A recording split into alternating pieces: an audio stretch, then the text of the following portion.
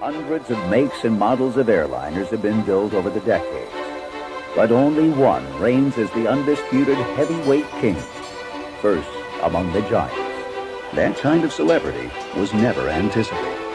Meanwhile, the big Boeing proved itself to be so economical, so accommodating, so delightful to fly, and so adaptable to changing technologies that it became the mainstay of international air travel.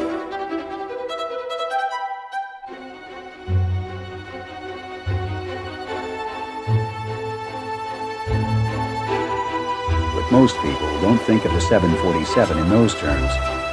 Rather, to them, it is like an old, well-traveled companion. It takes them safely, comfortably from here to a faraway there.